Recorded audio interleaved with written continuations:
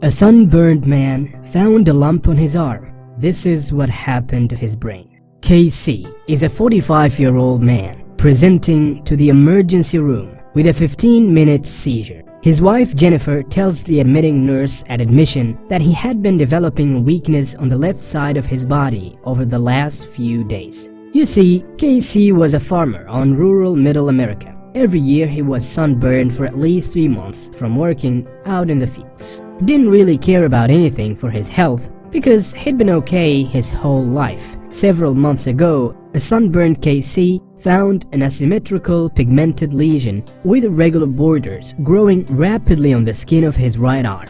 Day after day, the lump would seem to morph into something new, grow larger and ulcerated, but without pain. He thought it might be cancer. A doctor's visit was unnecessary, he thought. Most of his farmer's life was fixing of his own. He lived a self-sufficient life. He always had the tools to get the job done, and in the case of his skin cancer, this is something he could fix himself. Immediately after removing his own skin tumor, Casey thought that his story was over. Nothing more to be done here. Wrap it up with cloth and carry on, he thought. Over the next few months, Casey felt great, but noticed there was a lump growing inside his right armpit, underneath the skin. His wife suggested he sees a physician, but Casey joked to his wife that he's his own surgeon now. He said he did it once, and if he has to do it for the lump in his right armpit, he'll do it again. Except, a PET scan revealed hypermetabolic lymph nodes in that region. Hyper meaning high, metabolic referring to cellular division, and lymph nodes denoting the structures in your body where white blood cells from your immune systems accumulate, drain. These kinds of lymph nodes indicate that something is growing inside his right armpit. About a month ago, Jennifer started to notice Casey developing irregularities in his walk.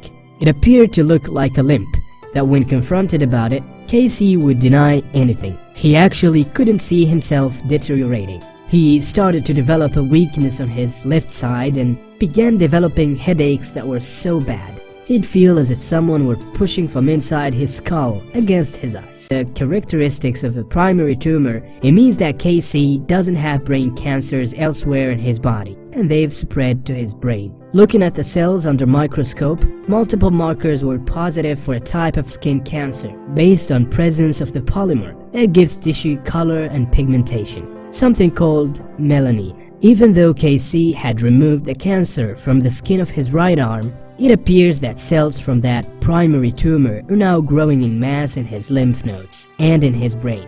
If in a healthy person you wouldn't normally find skin cells growing in the brain, then how is it possible that Casey's cancer spread to his brain? Well, cancer is more than just a genetic disease. It's an evolutionary step to highly successful cellular survival at the expense of its host. In Casey's case, gives us more evidence of this. For Casey, removing his own primary tumor meant very little, because at some point, either before or after he removed it, the cancer had already started to spread all throughout the body. There's few things that can be done, but the prognosis or the predicted outcome of his disease at this late stage is grave. Once melanoma has metastasized to the brain and produced symptoms like a 15-minute seizure, historic data from multiple studies show the time at which 15% of patients are left alive is less than 5 months, and that by 8 months after diagnosis, about 10% of patients are still alive. Statistically, there will be these few patients who live with stable disease, but those patients are the exception and not the rule. Hemorrhage ensued before any treatment was initiated. Sunscreen is must for anyone who spends a long periods of time outside. It shields one from the harmful UV radiation from the sun that damages the DNA of skin. Early detection, along with going to a surgical oncologist consultation instead of removing the skin tumor himself, could have prevented this outcome for Casey. Thank you so much for watching, and be well.